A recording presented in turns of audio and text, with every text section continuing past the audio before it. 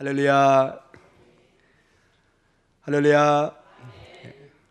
벌써 마지막 특별 새벽 예배 아침입니다. 새벽입니다. 여러분, 이것이 어떤 분은 단어를 마지막이라 썼지만은 새로운 시작, 늘 새벽을 깨우는 삶의 도전이 있기를 기도합니다. 저희가 특별히 예레미야서를 통해서 우리가 이 아침에 묵상을 하고 있는데요. 오늘 특별히 이 11장 1절에서 17절에 특별히 그 관계가 얼마나 중요한가를 특별히 강조를 하고 있습니다. 이 이스라엘 백성들에게서의 관계의 핵심 단어가 언약이라는 것입니다. 언약. 우리말로 언약이라고 했는데 이거를 베리트라고 합니다. 베리트. 하나님과 우리 사이에 특별한 어떤 관계의 언약이 있습니다. 이거를 우리 같으면 계약 이런 단어로 쓰기도 하지만은 이렇게 우리가 갈 때는 좀 상업적인 어떤 서로 이익을 주고받고 끝나면 그냥 끝나버리는, 비즈니스가 끝나면 끝나는 그런 계약의 관계보다는 훨씬 더 친밀하고 이제는 뗄래야 뗄 수 없는 하나가 돼버리는, 마치 늘 따로따로 전혀 남남처럼 살다가 우리가 결혼을 하게 되면, 그리고 그 가운데 자녀가 생기면 우리는 도저히 이제는 뗄 수가 없는, 자녀와 우리 사이에는 우리는 이런 말을 하죠. 피로 엮인 이제 관계가 된다고. 이거는 내가 뗀다고 뗄 수 있는 관계가 아니라는 것이죠. 긴밀한 어떤 세상에서 말해서 가장 가까운 관계, 이것을 어떤 면에서 오늘 언약이라는 단어로 우리에게 도전을 주고 있습니다. 무려 여기서 거의 6번에 5번에 제가 한번 쉬어볼까요? 2절에 언약이라는 단어가 나옵니다. 3절에 언약이 나옵니다. 4절에 언약이 나옵니다. 5절에 언약이 나옵니다. 벌써 4번이죠. 저 8절에 언약이 나옵니다. 5번. 10절에 언약이 나옵니다. 6번이군요. 6번. 이 짧은 본문 속에 언약, 얼마나 우리가 서로 긴밀한 관계 속에 있는가를, 그래서 이 긴밀한 관계 속에 마치 부모와 자식, 남편과 아내, 이 땅에서 신비의 관계죠. 도저히 우리가 이해할 수 없는, 때로는 이 관계를 하나님과 이스라엘 백성과의 관계를 통해서 여기에는 하나님께서 요구하는 어떤 하나님의 사랑이 전적으로 사랑을 통해서 우리에게 구원의 은혜로 다가오고, 여기에 대한 우리의 반응은 순종이란 단어, 하나님을 순종해가는, 그 언약을 지켜가는 그 단어로 본문이 나와 있는 것을 보게 됩니다. 우리 좀 더 구체적으로 이 내용을 보면서 우리 특세의 마지막 날을 한번 도전을 받기를 원합니다. 역시 1절에 여호와께로부터 예레미야에게 임한 말씀이라 이르시되, 예레미야가 지금 이 말씀을 유다 백성들에게 선포하지만 이것은 하나님의 말씀이라는 것입니다. 하나님의 말씀이기 때문에 이것은 반드시 그 권위와 그 생명의 말씀이 우리가 어길 수 있는 내용이 아닌, 정말로 이것은 두려움과 떨림으로 들어야 된다는 전제 조건을 가지고 출발합니다. 여러분, 우리가 어떤 협상을 맺을 때 그 상대방이 누구에 따라서 전혀 그 무게가 달라진 것을 보게 됩니다. 지금 이스라엘 백성이 상대하는 그 언약의 대상은 하나님이십니다. 우주의 창조자시고 우리의 생명을 지고 있는, 우리의 구원이신, 이스라엘의 구원이신 그 하나님께서 말씀하십니다. 2절에 너희는 이 언약의 말을 듣고 유다인과 예루살렘 주민에게 말하라. 이 언약의 말을 듣고, 이 하나님과 맺은 이 약속의 말을 듣고 이 말씀을 전하라고 그럽니다. 3절에 그들에게 이르기를 이스라엘 하나님 여호와께서 이와 같이 말씀하시되 이 언약의 말을 따르지 않는 자는 저주를 받을 것이니라. 자, 이 언약은 한 가지 특징이 있는데 이걸 지켜야 되는 것입니다. 양쪽 당사자가 이거는 생명을 걸고 지켜야 되는 것이죠. 언약 그 자체가 베르티라는 것이 자르다 이런 뜻을 가지고 있습니다. 원뜻이 어떤 뜻이 있다고요? 자르다 이런 뜻이 있어요. 어떤 뜻이냐면은 고대 이 세계에는 주로 짐승을 가져와서 이 계약을, 어떤 면에서 언약을 맺을 때 가운데로 이것을 쫙 마치 그 푸죽간에서 고기를 이렇게 반절로 나누듯이 가운데로 쫙 나눴습니다. 그래서 양쪽 그 당사자들 그걸 보게 만듭니다. 그 얘기는 뭐냐? 이걸 갈라놓고 두 사람이 여길 지나가게 만듭니다. 엄한 언약의 계약의 중대성을 얘기합니다.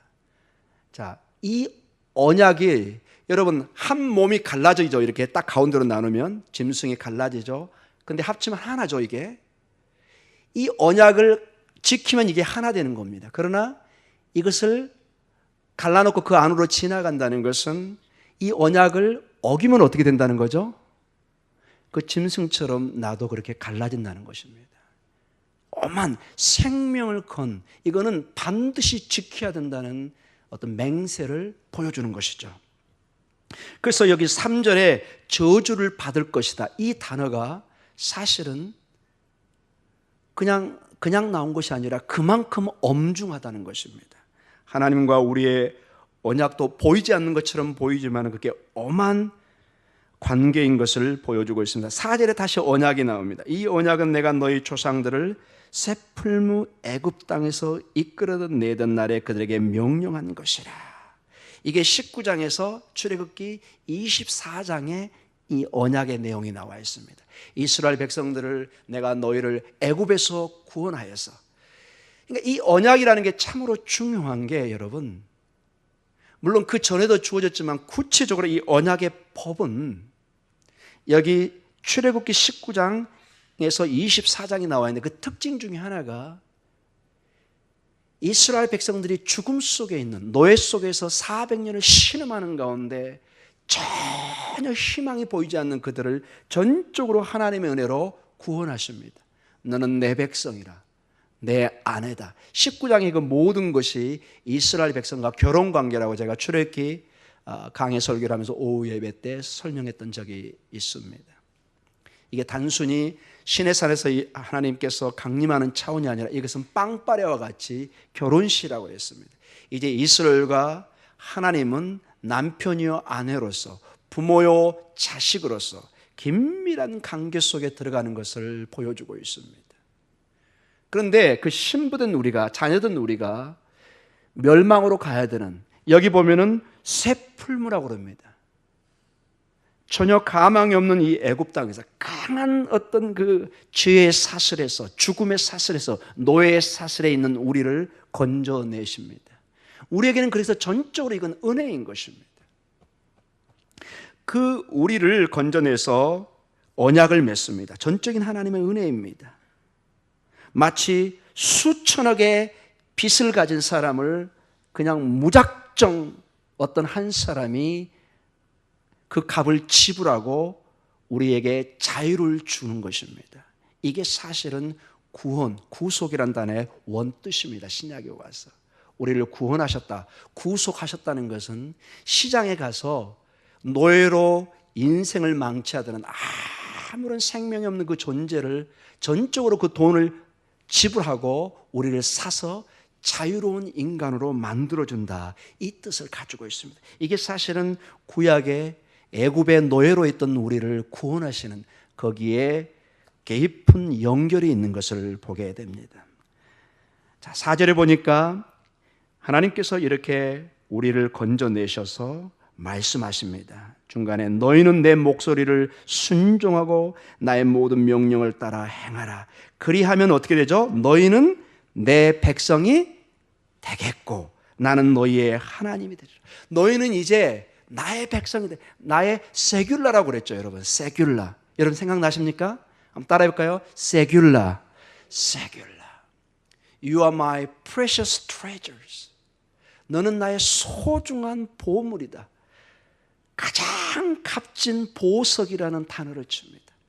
이제 그 먼지투성이에 정말로 때때 묻은 길거리에 정말 버려진 우리의 존재를, 죽음과 같은 우리 존재를 건져내셔서 세상에 가장 귀한 보물로 하나님이 여겨주신다고 얘기합니다.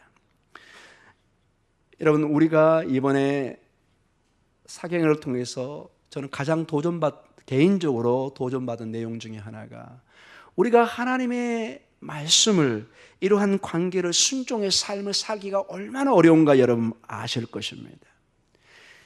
예배의 이 자리의 영성과 밖에 나가면 금방 우리는 또 잊어버립니다. 언제 그런 말씀을 들으냐에 따라서 그냥 일상생활로 그냥 평상시처럼 돌아가는 것을 보게 됩니다. 이 영성을 깨우기 위해서는 항상 하나님의 은혜.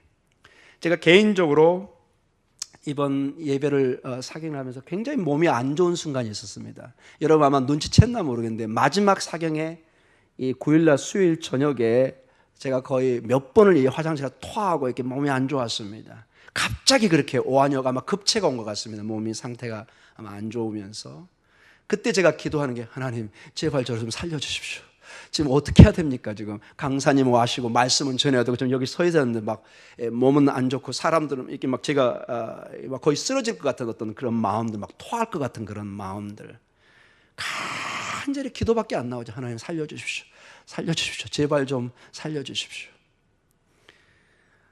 그때는 기도하지 말라기도 막 기도가 나옵니다. 막 주여 주여 주여 막.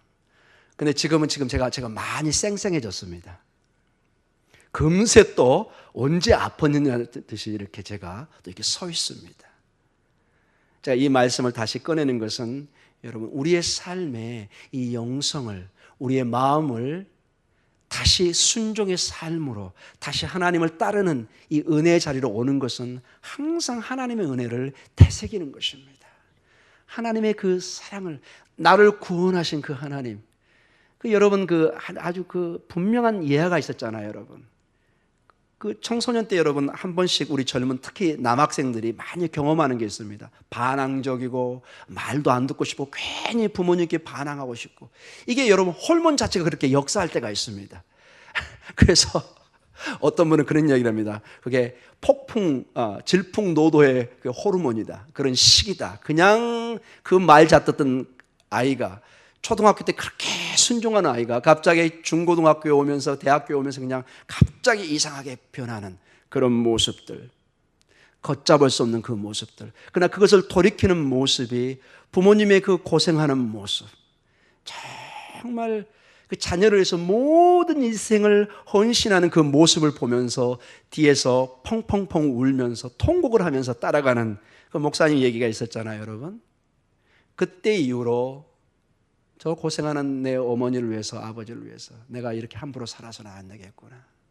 내가 오늘 가서 쓰는 공책 하나, 책 하나 사보는 거, 용돈 하나 쓰는 거, 아이스크림 하나 사 먹는 것이 우리 어머니가 새벽부터 밤늦게까지 정말 피땀 흘려 버는 돈이구나. 이게 나에게 주어지는 것이 부모님의 피구나. 이것을 느낄 때는 절대로 함부로 살 수가 없습니다, 여러분. 이게 본능적으로 우리에게 도전을 줍니다. 하나님의 은혜, 정말로 우리가 애굽 땅에서 노예되었고 죄의 사슬에 매여서 죽어가는 우리를 구원한 하나님의 은혜를 날마다 되새기는 길은 우리가 오늘도 순종의 길로 하나님의 은혜의 자리로 다시 돌아올 수 있는 큰 도전이 될 줄 믿습니다.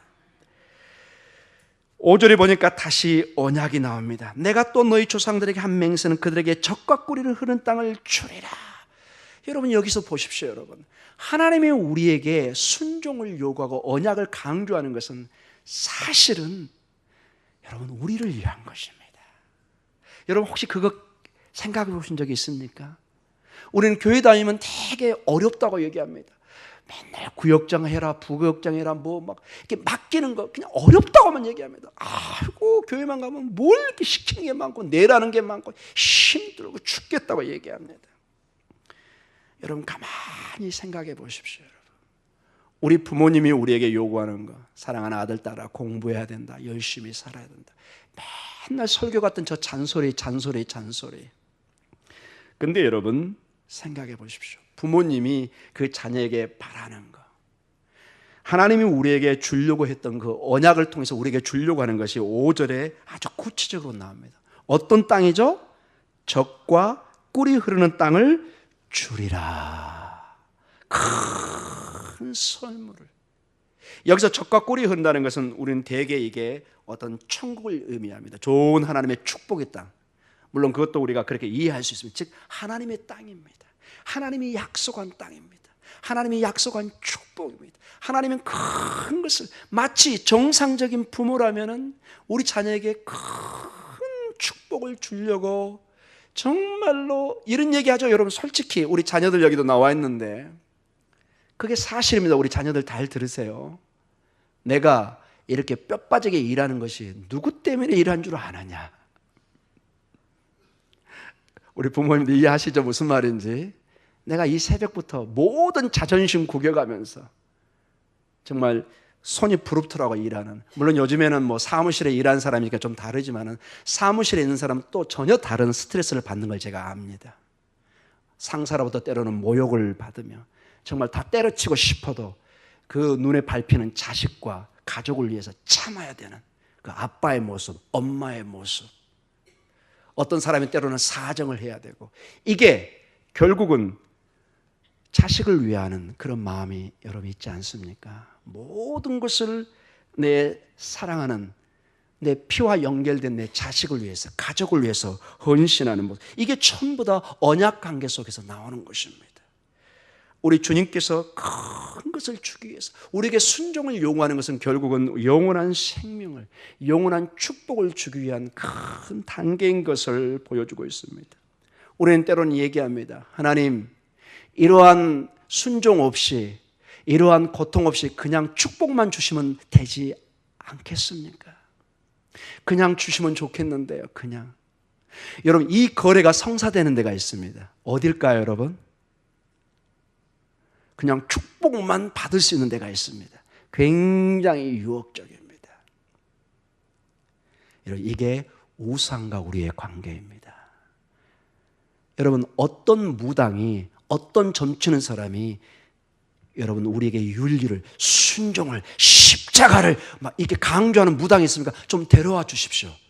제가 고구마를 좀 선물하겠습니다. 여러분, 그런 무당은 없습니다. 여러분, 우상 숭배는 내가 그냥 큰 재물 바치고 그냥 큰 뭐 하면은 모든 게 해결됩니다. 여러분, 삶은 다 빠져나가 있습니다. 사랑하는 성도 여러분, 6절에 7절에 5절에 이 언약에 따른 모든 것이 우리가 순종해야 되는, 순종이라는 단어가 4절에 내 목소리를 순종하고, 6절에 언약의 말을 듣고 지키라, 7절에 내 목소리를 순종하였으나, 순종, 8절에 그들이 순종하지 않았다. 하나님께서 신실한 언약의 하나님으로 우리에게 다가왔고 우리는 순종해야 되는 어떤 존재인 것을 계속 4절에 7절에 8절에 말씀을 하고 있습니다. 그들은 10절에 보니까 이 언약을 우상 숭배로 깨트린 것을 보게 됩니다. 그들이 내 말을 듣기를 거절한 자기들의 선조의 제약으로 돌아가서 다른 신들을 따라 섬겼은즉 이스라엘 집과 유다 집이 내가 그들의 조상들과 맺은 언약을 깨트렸도다. 바알은, 구체적으로 이 바알이 나옵니다. 여러분, 13절에 바알, 분향제단, 바알이 나옵니다. 17절에도 바알에게 분향하는, 구체적으로 우상이 바알인 것을 보게 됩니다. 바알은 여러분 문헌을 보면은 굉장히 어떤 면에서 심플하고 단순합니다. 이렇게 긴 순종과 십자가 길을 전혀 요구하지 않습니다. 사랑하는 성도 여러분, 우리 하나님께서 우리에게 요구하는 순종은 결국 우리에게 생명을, 소망을, 꿈을, 영원한 여기 적과 꿀이 흐르는, 이게 나중에는 새하늘과 새 땅으로 우리에게 비춰주고 있습니다. 큰 하나님의 축복의 땅을 주기 위해서 이 언약의 순종을 요구하십니다. 사랑하는 성도 여러분, 바알은 당장 지금 눈에 보이는 당장 축복을 약속합니다. 나에게 섬기면 큰 풍요를 줄 것이고 큰 비를 내릴 것이고. 사랑하는 성도 여러분, 그것은 이스라엘 백성들이 멸망의 길로 갔던 언약이었던 것을 알게 됩니다. 결론적으로 말씀을 마치겠습니다. 로마서 8장 1절에 우리에게 이런 말씀을 주고 있습니다. 제가 로마서 8장 1절과 2절을 한번 읽어드리겠습니다. 로마서 8장 1절과 2절입니다. 그러므로 이제 그리스도 예수 안에 있는 자에게는 결코 정죄함이 없나니 이는 그리스도 예수 안에 있는 생명의 성령의 법이 죄와 사망의 법에서 너를 해방하였음이라. 아멘. 사랑하는 성도 여러분, 이 친밀한 관계, 우리가 도저히 부인할 수 없는 이 친밀한 관계가 이스라엘 백성들 안에서 이것이 잘 지켜지지 못한 것을 보게 됩니다. 늘 넘어지고 깨어지고 여기 바알에게 섬기는. 그런데 오늘 우리 주님께서는 예수 그리스도 안에서 이제 더 이상 정죄함이 없고 성령의 법이 죄와 사망의 법에서 너를 해방하였다고 말씀하고 계십니다. 이제는 그리스도 안에 이 하나님의 자유함을, 수고하고 무거운 짐진 것들을 다 내려놓기를 말씀하고 계십니다. 사랑하는 성도 여러분, 우리의 힘으로는 이 언약의 법을 지킬 수 없다고 구약은 말씀하십니다. 예레미야를 통해서, 많은 선자를 통해서 우리의 연약함을 보여줍니다. 이건 이방 민족에게 주신 말씀이 아니라 우리에게 주신 말씀입니다. 연약하고 또 연약하고 또 넘어지는. 이제 예레미야 저 30장 이후로 가면은 마음에 그래서 새 언약을 우리에게 맺게 하십니다. 이것이 궁극적으로 새 언약. 우리 주님께서 마지막 성찬식을 할 때, 최후의 만찬을 할 때 내가 너에게 새 언약을 세우겠다고 말씀하죠. 그대로 예레미야의 단어를 가져와서 새로운 예수 그리스도 안의 관계를 우리에게 말씀해 주고 있습니다. 사랑하는 성도 여러분, 오늘 이 아침도 이 예수 그리스도의 은혜의 법으로 들어오시기 바랍니다. 나는 할 수 없지만은 예수 그리스도의 법은 성령의 법으로 끌어갑니다. 마치 에스겔서 37장의 그 골짜기에 마른 뼈다귀 같이, 그 뼈다귀는 아무것도 할 수 없습니다. 아무리 그 뼈다귀에 너 율법을 지켜라, 너 순종해라 할 수가 없습니다. 죽어 있는데요. 성령의 임재를 통해서 힘을 얻으셔야 됩니다. 성령의 임재를 통해서 우리에게 살이 붙고 우리가 군대처럼 일어날 수 있는 힘을 얻어야만이 우리가 나가서 싸울 수 있습니다. 사랑하는 성도 여러분, 예수의 복음은 이것을 가능하게 합니다. 나는 오늘도 쓰러지고 넘어지지만 예수의 법은 우리에게 성령의 법을 통해서 오늘도 우리를 정죄하지 않게 하시고 십자가의 공로를 의지하고 승리하게 하실 줄 믿습니다. 여러분, 이것을 과소평가하지 마십시오. 나는 할 수 없지만 그리스도 안에서 불가능이 없다고 분명히 말씀해 주고 있습니다. 오늘도 이 믿음의 능력을 통해서 우리는 가르치고 전파하고 고치는 교회로 전진해 갈 것이고, 여러분의 구체적인 삶에도 주의 복음을 가르치고 전파하고 회복이, 고치는 역사가 특별히 있을 줄 믿습니다. 우리 다 같이 기도하겠습니다.